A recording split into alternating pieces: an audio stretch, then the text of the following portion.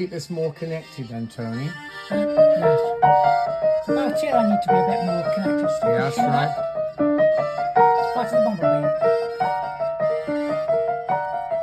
I have entertained a preconceived notion of That Debussy nice and connected. as being Could you show me that again, please? Yeah, sure.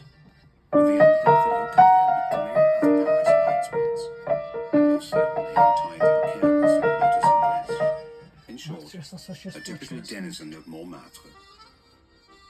To my amazement, I found myself rising to face a tall, dark, heavily built man, impeccably dressed, who gave the impression of relaxed, almost feline strength, and who had the most penetrating black eyes I have ever encountered, like two pieces of shiny black jet. Et Ravel m'a dit, c'est le seul morceau parfait de toute la musique. Même Mozart n'a jamais écrit un morceau parfait. Mais qu'entendez-vous par parfait, demandai-je à Ravel. Il m'a dit, vous savez, nous savons tous que quand on compose, il y a des pannes. Il y a des moments où l'inspiration s'arrête, des moments où il faut arranger un développement qui est un peu gauche, mais un peu maladroit. Enfin, il y a toujours quelque chose à corriger. Et nous avons appris, en étudiant la composition, à avoir des sortes de petits trucs dans nos poches, de quoi arranger ce qui n'allait pas. Eh bien, on a beau chercher, on ne trouve rien de pareil dans l'après-midi d'un faune. Ça a été pensé et couché sur le papier d'une fois, d'une traite, d'une façon absolument parfaite. Quel compliment, quel hommage.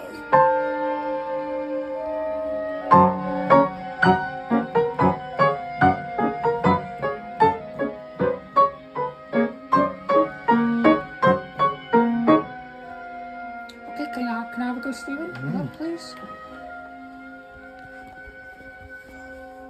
So the tempo of this one, Stephen, I'll keep the video on. So I'm on the B sharp. E sharp. Here. Yeah. B here. E sharp here. I did G double sharp. So I'm after and we're on C sharp and A. I am now living solely in the company of Pelias and A sharp. Melisande, who are always very A well sharp in the behaved right young hand. people. I have decided to do the Oh yes, C grosso sharp. scene, Yes, C sharp A. but in a way that you will, I hope, So think B very sharp special when you see and it. G. I had thought that the second act of Pelias and Melisande would be child's sharp? play, but it is hell. Music is truly reluctant to accept anything that resembles a conversation, and he who discovers the musical interview deserves the greatest of respect. Oh, I need to keep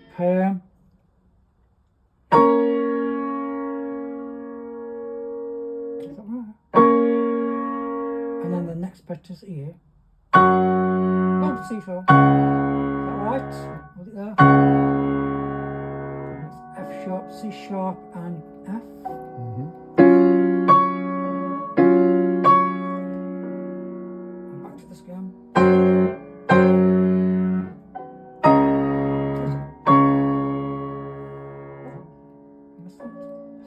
Should have been F sharp. Oh yes. Left hand is A sharp, C sharp, F sharp. C sharp, F sharp. A sharp, C sharp, F sharp. This serene, elegant music was written by one of the most rebellious composers who ever lived. We often associate Debussy with soothing compositions like Clair de Lune and Girl with the Flaxen Hair. But for most of his life, Debussy was making a bold break with the past. He was impatient with anything predictable or cliched. Behind his aloof and ironic exterior was a person who refused to follow the rules and was devoted to his own aesthetic pleasure. More than any other composer, Debussy was profoundly connected to both the visual arts and literature. The late 19th century was a time for transformation in all the arts. Living in Paris, Debussy was close to many artists who'd already freed themselves from time-honored traditions. Poets now inhabited a world of free verse, lack of syntax, and stream of consciousness. Painters blurred blurred their subjects in wild washes of color and distorted perspective. Sometimes their subjects existed only in their own minds as they explored the mystical realms of symbolism. Yeah, should be. Debussy was inspired by the work and theories of these artists, but equally important was his instinctive resistance to anything ordinary and an obsession with his own idea of beauty. Try using your thumb In there in your left hand. 1862, Achille Claude Debussy was born into a dismal grey world Easier, in isn't it? Saint-Germain-en-Laye, about 15 miles west of Paris. Nothing about his forebearers or early childhood Actually, no, gave wait a any second, it is an promise E of his sharp. Look at the key extraordinary signature. destiny. Oh yes, His he's mother, sharp, yeah. E Victorine, sharp. hated the constrictions of motherhood, although she had 4 more sharp. children. She your always thumb there? favored her Left first hand, son, G sharp. naming him Achille Yeah, after E the sharp Greek with your left warrior hand. Achilles. Oh yes. But baby Achille was moody and withdrawn. The father, Manuel, found it difficult to work or keep a job. The parents fought with each other and moved frequently. When the Franco-Prussian War broke out in 1870, the German siege of Paris caused Debussy's parents to send their child south to live with Manuel's sister in Milan. Debussy was only 8 years old, but he never forgot the sudden brilliance of the sun on the Mediterranean. His aunt had the unexpected idea of providing him with a few music lessons from a local violinist.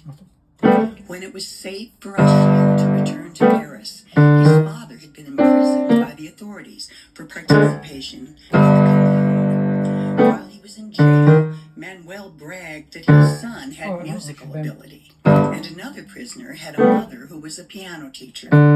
Debussy's father immediately sent instructions to take the child to see Madame Amore, who had supposedly studied with Chopin. It was a life-changing connection. After 9 months of lessons with Antoinette Marie, the shy and unsociable child was able to enter the Paris Conservatoire at the age of 10. He'd had no formal schooling. His longing for beauty had been satisfied by cutting pictures out of magazines and taping them to a wall. The legacy of Debussy's early years never left him. His awkwardness and fear of inferiority alternated with arrogance brought on by his remarkable talents. Madame Marie opened the world to him, the world of Belle Epoque Paris. Madame Marie was a free thinker and surrounded herself with people of taste and curiosity. It was a welcome contrast to Debussy's home life and the dull, hierarchical world of the Conservatoire, which Debussy came to hate. Debussy's piano playing was in many ways exceptional, but he didn't have the temperament to pursue the career of a pianist. Since he had an extraordinary ear and excelled at solfege, dictation, and sight reading, he was allowed to enter the composition program. Okay. As a composition student, Debussy